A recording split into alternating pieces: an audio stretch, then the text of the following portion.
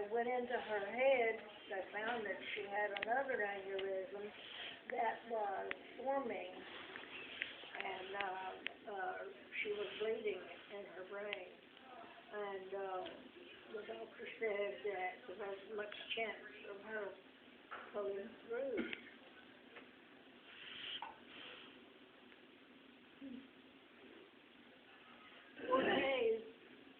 Four days, I think it was, after it happened, she began to recognize everybody. And the doctor and the nurses, okay, I will. They stood in amazement that she had become aware of things that soon, they said it was almost impossible for her to make it through. But faith and prayer and promise mend the broken wires. Yes. And God came through to us, for us. And when they started, there were 5 of us went in one evening, and they weren't supposed to let but 2 in, but they let all 5 of us go in there. And she recognized everybody. She looked at Emil, and she texted me today. She called an email, and I said, Linda, where are we going to email him to? Who are we going to send him to? You know? And his name is Emil, and she knew Brother Courtney. She told the nurses that Trey was her brother-in-law. I think she was going to say brother in the Lord, and she said brother-in-law. And we are just so full of joy. That's wonderful. It's just a miracle.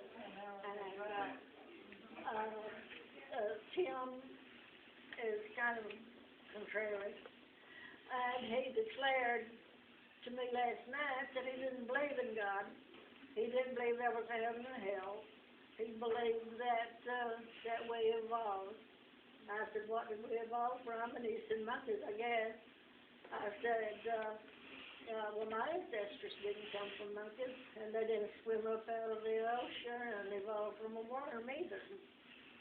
And he said, well, I never thought about it that way. And I said, well, who made you? My mother. And I said, who made your mother? Just, I don't know, you know. And he kind of discouraged me there for a little bit. And anyway, I asked him. I said, if you don't believe in God, you don't believe in Jesus. I was watching a crucifixion show, and I said, did you ever see a crucifixion show? And he said, yes, his mother made him go to the Passion of Christ. And I said, you still don't believe? And he said, no, still don't believe.